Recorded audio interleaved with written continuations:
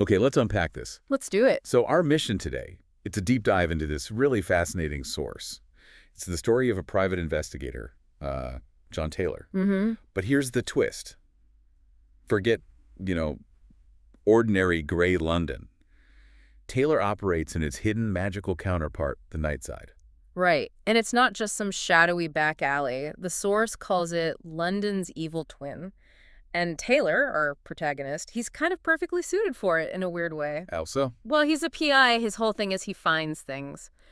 But, and this is key, he specifically avoids the usual stuff. No divorce cases, no insurance jobs. Ah, okay. So that tells you something about his priorities, right? Yeah. Why bother with mundane betrayals when you can deal with existential ones? Exactly. Why chase cheating spouses when, you could be risking life and limb for something genuinely impossible? Yeah, and his office sounds like it reflects that. It's described as low rent, but there's this bullet hole in the frosted glass door. Which he leaves there deliberately. He does. Why? Well, the source says he thinks clients like a touch of romance and danger.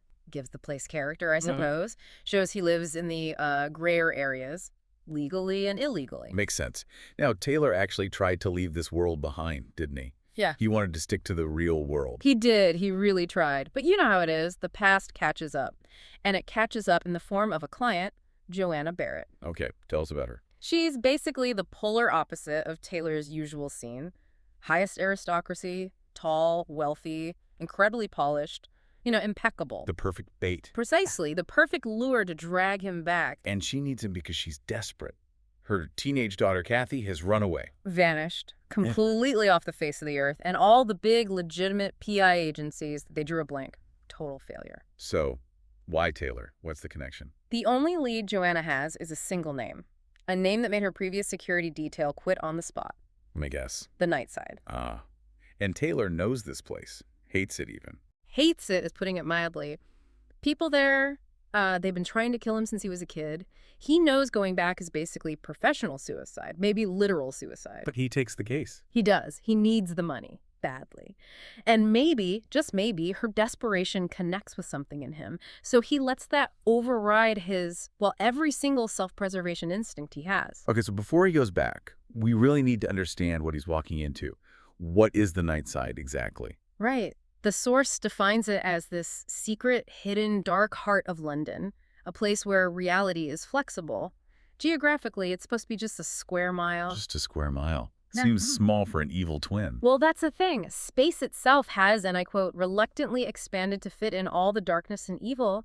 So inside, it could be infinitely bigger than the city around it. Wow. And it's always night there. Perpetually. It's always 3 o'clock in the morning, and the dawn never, ever comes. It's this timeless twilight zone where you can buy or sell absolutely anything. Anything? Like what? Anything. Souls, supernatural powers, lost memories, forbidden texts. Mayhem, you name it. Someone's selling it, no questions asked. Okay, the descriptions of this place must be wild. Oh, they are. They're essential for setting the tone. It's not just grim and gritty, it's aggressively bizarre. Like, you could find a nightclub. Yeah. Where the main attraction, the floor show, is a literal fallen angel burning for eternity inside a pentacle drawn in baby's blood. Okay, that's vivid. Or maybe you need some advice. You can consult a decapitated goat's head. Of course you can. And it tells the future, but only in perfect iambic pentameter. Naturally, it's this blend of grotesque, surreal, almost darkly funny. Exactly. It hammers home that all your assumptions about reality, totally useless here. Forget them. So how do you even get into a place like this? You can't just hail a cab, presumably. No, definitely not. Taylor guides Joanna into the London Underground, but they're not catching the tube. He finds this specific sign. What kind of sign? It's written in Enochian. Enochian, the language, the magical language for talking to angels. That's the one. Yeah. It leads them down a side tunnel to a maintenance closet. Standard-looking door. And inside. Scarecrows, dressed in old, faded British rail uniforms, just standing there. Okay, that's unsettling. Taylor just whispers, "Nightside," into this old, disconnected phone receiver in the closet, and bang! The back wall splits open. Revealing. A tunnel. Walls are bare, blood red. And the smell, ancient corrupt perfumes and crushed flowers. Really evocative. And stepping through, what's the first impression? Overwhelming chaos. the mix of people, or beings.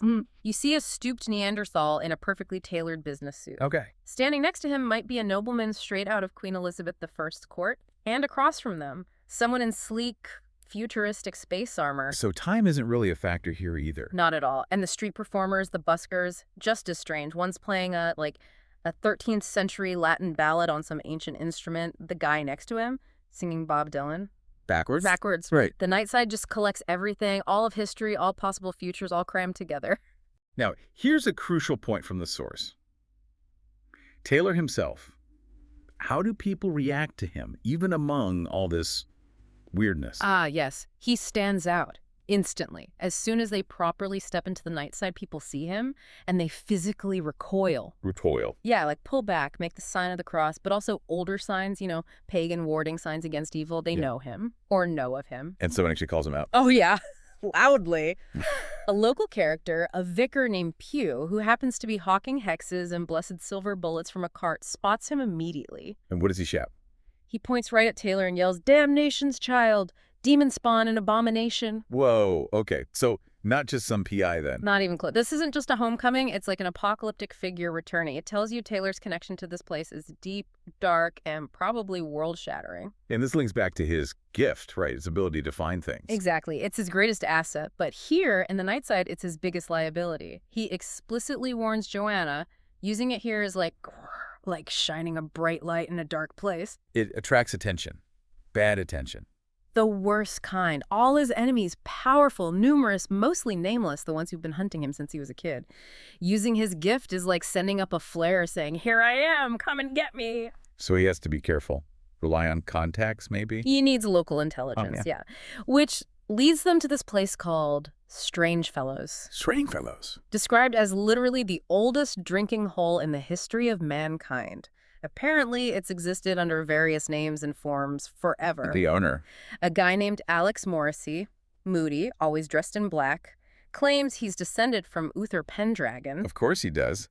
Adds to the whole ancient vibe, I guess. Totally. And this visit, it immediately confirms Taylor's dangerous reputation. They walk in and run straight into trouble. Who? This yuppie thug, Yeah. Finch Thomas. Apparently, Taylor had a run-in with him before, beat him up pretty badly, threw him through a closed window. Why? What did Finch Thomas do? He was assaulting a woman. Taylor stepped in. So Finch Thomas sees Taylor now. He's got his buddies. They pull out these razor-sharp golden scythes. Scythes. Okay. Bit much for a bar fight. Welcome to the Nightside. But Taylor, he doesn't even flinch, doesn't draw a weapon. He just uses his power, his stare. The stare. What is that exactly? It's not just looking intimidating, is it? No, it's much more. It's described as this focused weapon. He locks eyes with Finch Thomas, and it's like he channels all his own inherent darkness, his connection to the Nightside, right into the guy's soul. How the effect? Immediate and pretty disgusting, actually. Finch Thomas just collapses, starts whimpering, weeping blood from his eyes, and then wets himself publicly. Jeez, okay, so total psychic takedown. Pretty much. A brutal way to reestablish his credentials, you could say. Show everyone he's back and not to be messed with. But it also puts a target on him, doesn't it? Shows he's active. Absolutely, and it signals he's vulnerable, because right after they leave Strangefellows, bam, ambush. Ready. Immediately. The temperature plummets. Taylor feels the space in the alley warp around them. He realizes someone knew he was coming, knew where he'd be. He was set up, betrayed. Who ambushes them? These 12 figures, known only as the Harrowing. The Harrowing. What are they? The source describes them as death given shape and form, the act of murder made manifest, pure terror.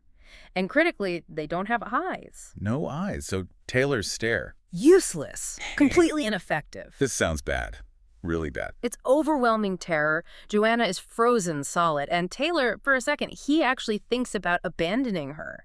He realizes he was the target all along. She was just the bait. He's been lured to his death. But he doesn't leave her. He hesitates. Because of his professional code, maybe? Never fail a client. That tiny hesitation saves them. Who?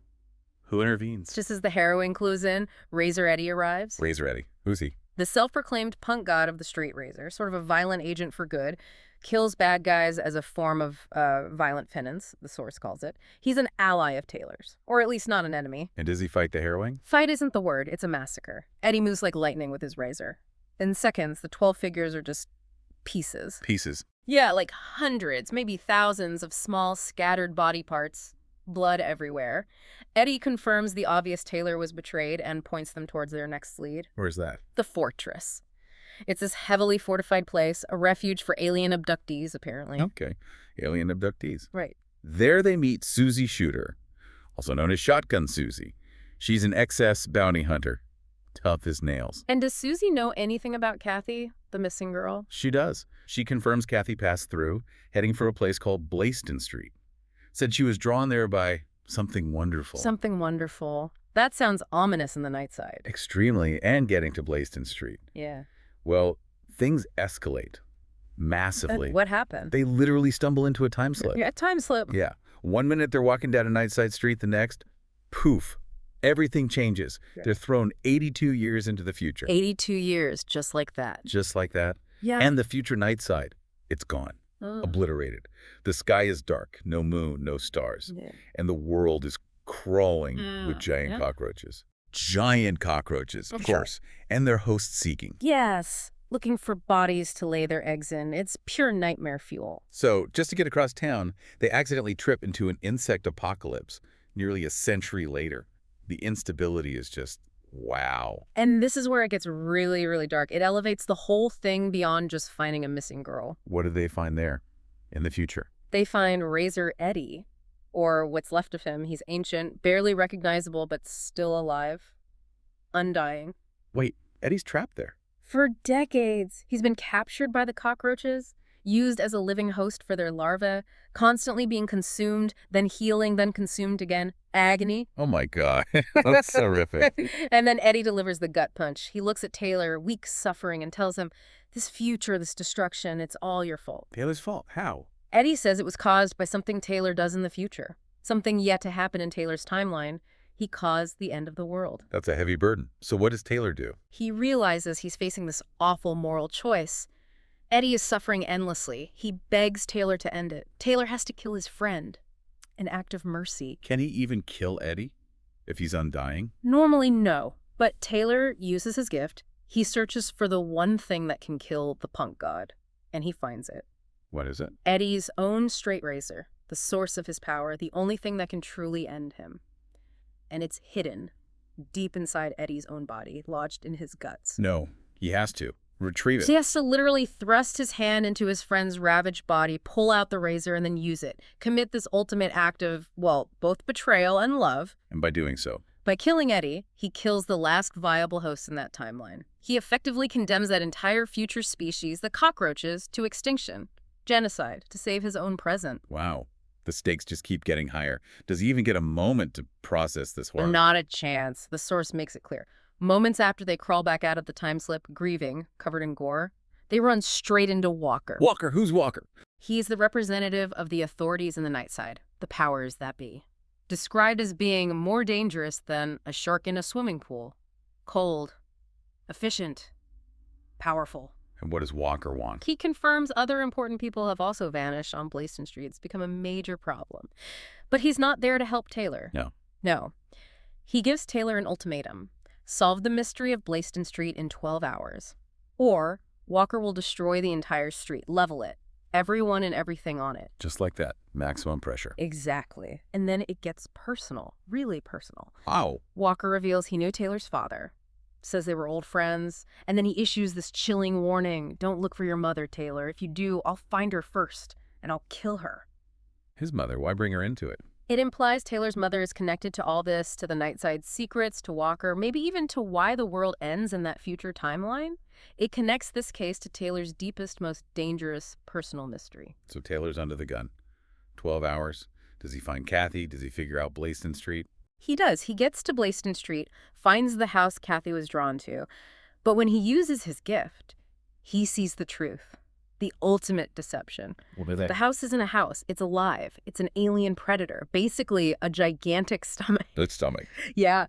It lures people in the lost and lonely by projecting this intense feeling of warmth, comfort, happiness.